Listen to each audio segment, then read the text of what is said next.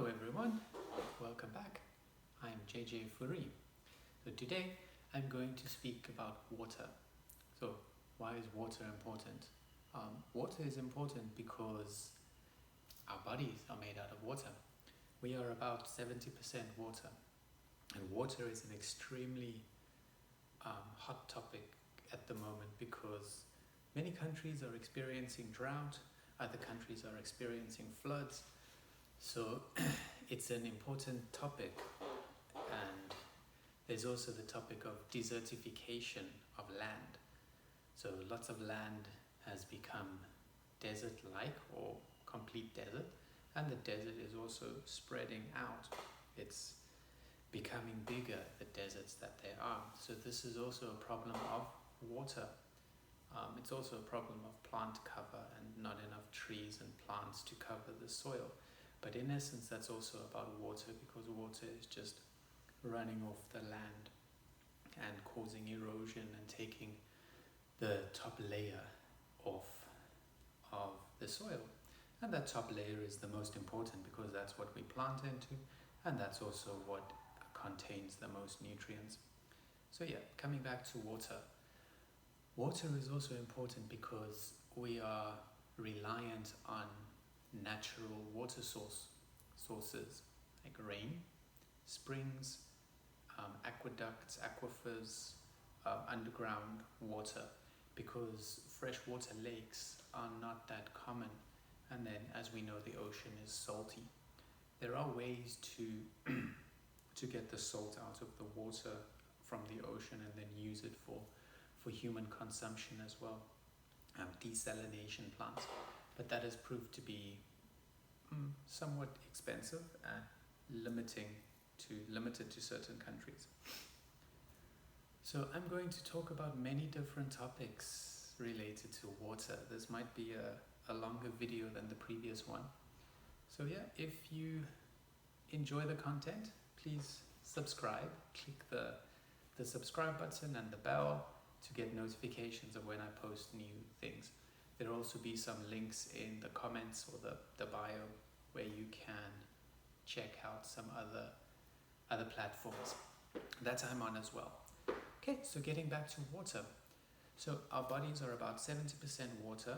We need lots of water. We can survive maybe 3 days without water, and when we get dehydrated, we can immediately see some effects. We might get headaches, dizziness, decrease in performance, and we might also have extremely dry mouth and nose as well.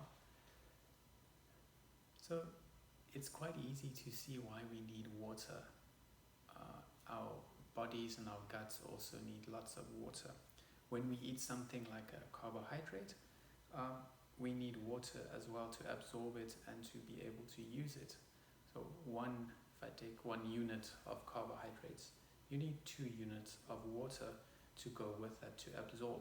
So if you're not drinking enough water, or if you are not hydrated and you eat a lot of starch, then your body and your cells can become dehydrated as well.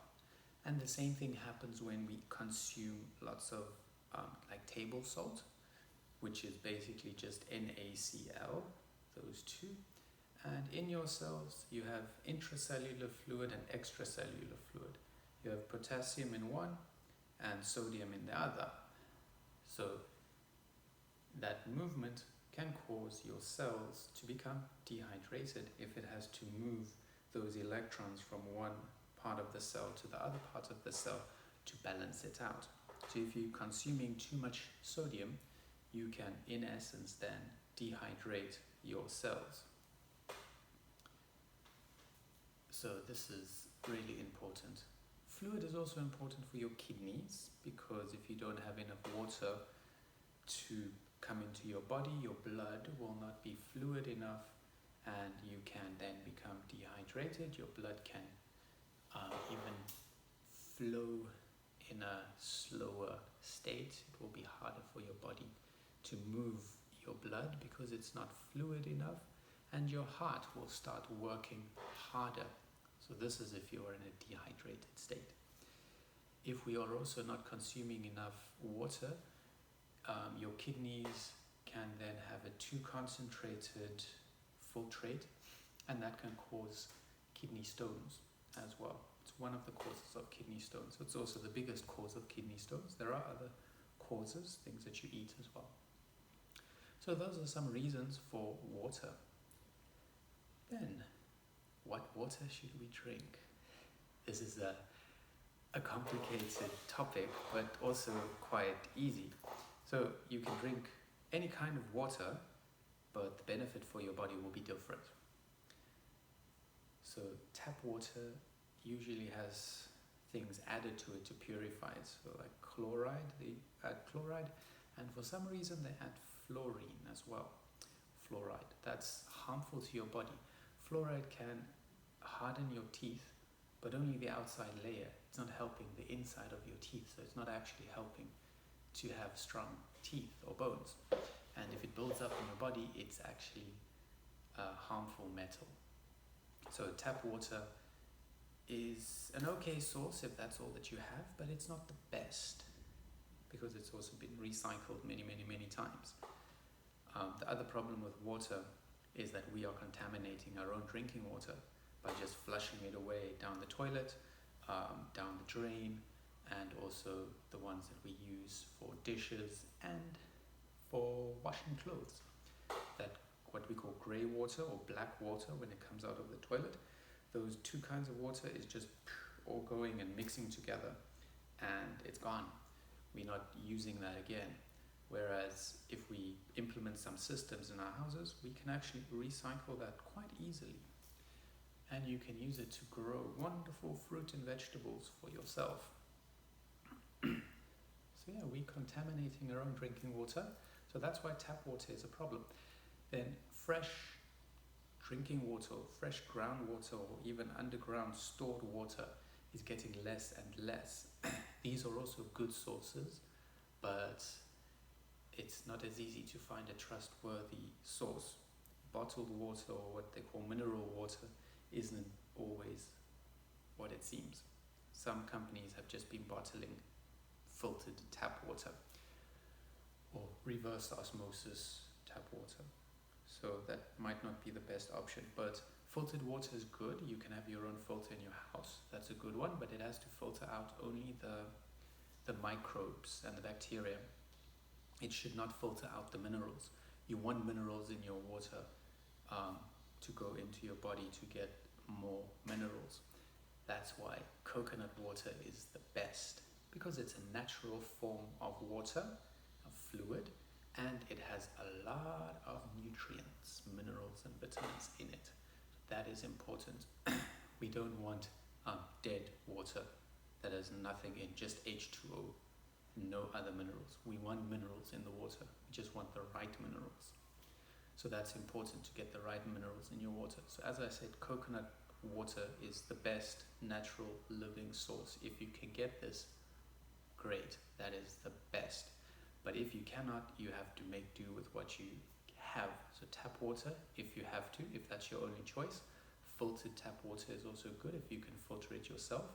Reverse osmosis water is also fantastic because it removes harmful metals as well. So these are all different ways and different filtration methods to get good water. Then you want, as I said, you want water with some minerals in so that it also has electrolytes, which are just some of the positive and negative ions or minerals in the water.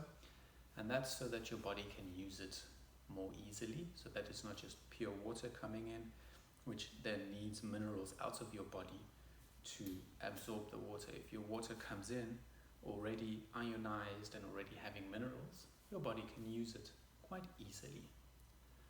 Okay, so that's important. Then another interesting fact or an interesting thing about water is that the rain that we get is not good quality anymore because of all the pollution.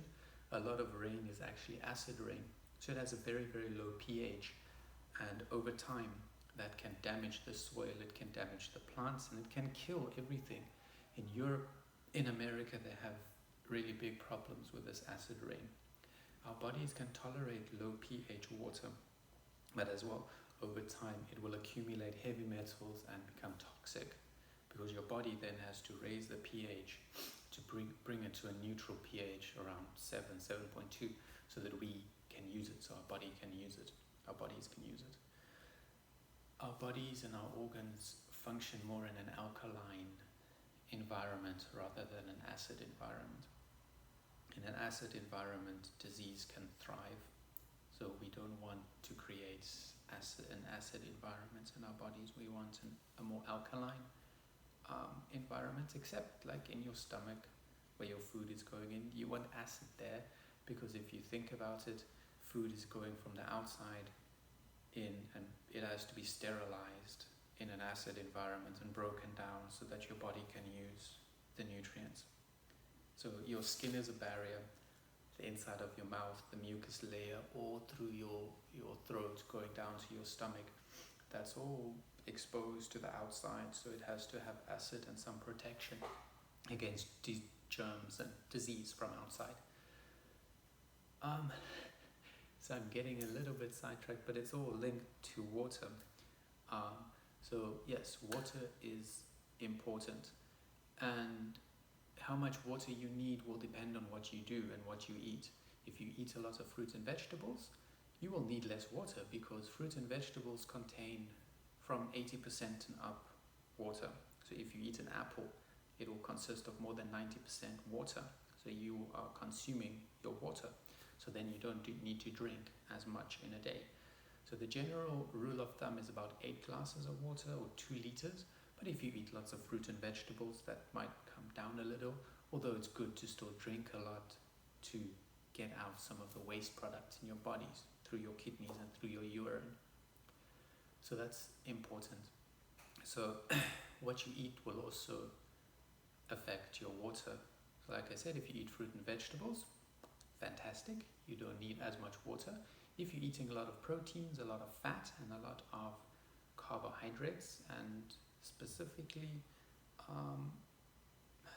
non-complex or simple carbohydrates, you'll need lots of fluid, lots of water to help break it down, absorb it, and use it. Because protein and fats don't have any water in it, you need more water to help to break it down. So that can also take lots of water. If you think about your colon, that is where that's where your water is absorbed. And your colon, if your fecal matter in your colon gets hard and dehydrated, what happens? You have constipation.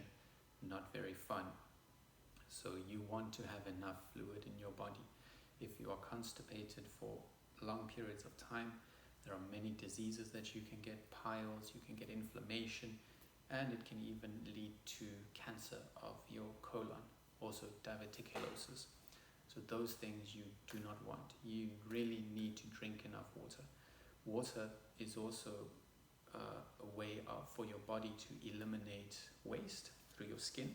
Sweating, when you exercise you sweat, so that's how you can eliminate waste, through sweat and through your urine. So drink enough water so that you can also eliminate waste. So when you exercise, you are sweating, you have to put that liquid back that you are losing. Okay, if it's really hot outside, humid, you're losing, you need to put that back. Remember, if you're sweating a lot, you need to put back mineralized water, ionized water, electrolytes. So you can't just drink water, you need good quality water with minerals in them to replenish what you are losing. Okay, then water for cleansing, for bathing, for showering, for washing.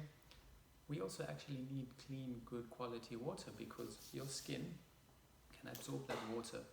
If the water that you're showering with is a low pH, it will dry out your skin, it can dry out your scalp, it can cause your body to need to excrete and produce more oils to lubricate your skin and your hair. So then, meaning you need to then consume more oil. So good water to wash with can decrease your body's need to produce oil as well. So there are many reasons why we need good quality water, why we need to save water, and why we need to be careful what we do with water. So we need water for life. We need water to eliminate waste. We need water to wash, and we need water in our bodies to absorb fluid and to build our blood supply. Blood is liquid. Blood needs water. So I hope you've enjoyed this. It's quite a lot of information packed into a tiny capsule, but this is kind of what I will do moving forward. I'll take one part of a topic and I'll talk about it, and I'll give you lots of information about the topic. So I hope you've enjoyed it. Subscribe, click the bell, share it with your friends, comment, like, tell me what you think about water, what water you have, and ask me some questions. Okay, have a good one, stay healthy.